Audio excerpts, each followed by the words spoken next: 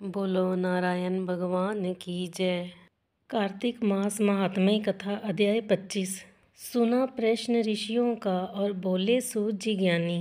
25वें अध्याय में सुनो श्री हरि की वाणी। 24वीं कथा का आगे वर्णन। धर्मदत्त जी का कथन।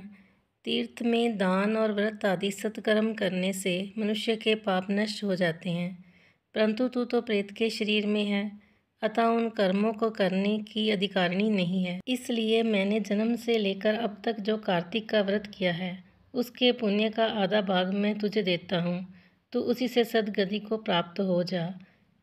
इस प्रकार कहकर धर्मदत्त ने द्वादशाक्षर मंत्र का श्रवण कराते हुए तुलसी मिश्रित जल से ज्यों ही उसका अभिषेक किया, त्यों ही वह प्रिय योनि से मुक्त हो प्रज्वलित अग्नि शिखा के समान तेजस्विनी एवं दिव्य रूप धारिणी देवी हो गई और सौंदर्य में लक्ष्मी जी की समानता करने लगी।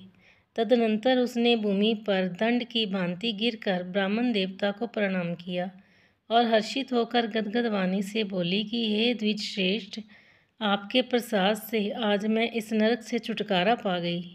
मैं तो पाप के समुद्र में डूब रही थी और आप मेरे लिए नौका के समान हो गए। वह इस प्रकार ब्राह्मण से कह रही थी कि आकाश से एक दिव्य विमान उतरता दिखाई दिया। वह अत्यंत प्रकाशमान एवं विष्णु रूपधारी पार्षदों से युक्त था। विमान के द्वार पर खड़े हुए पुण्यशील और सुशील ने उस देवी को उठाकर श्रेष्ठ विमान पर चढ़ा लिया। तब धर्मदत्त ने बड़े आश्चर्य के साथ उस विमान को देखा और विष्णु रूपधारी पार्षद को देखकर साष्टांग प्रणाम किया।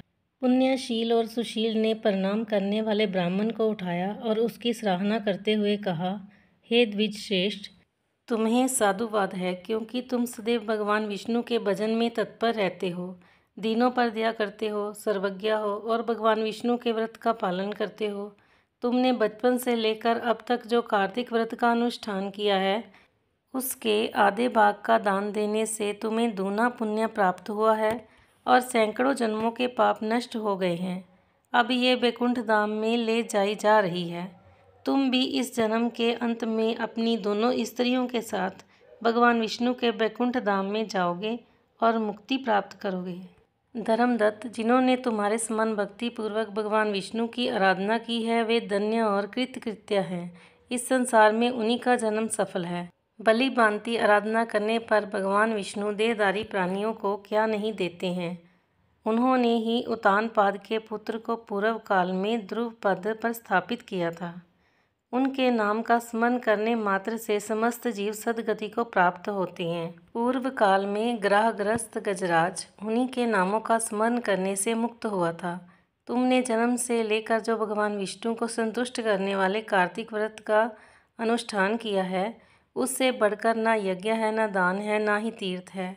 विप्रवर, तुम धन्य हो, क्योंकि तुमने जगत गुरु भगवान विष्णु को प्रसन्न करने वाला कार्तिक व्रत किया है, जिसके आधे भाग के फल को पाकर ये स्त्री हमारे साथ भगवान लोक में जा रही है। श्री कृष्ण गोविंद हरे मुरारी, हे नाथ नारायण वासुदेवा, हे नाथ नारायण वासुदेवा, हे नाथ नारायण वासुदेवा। बोलो नारायण भगवान की जय।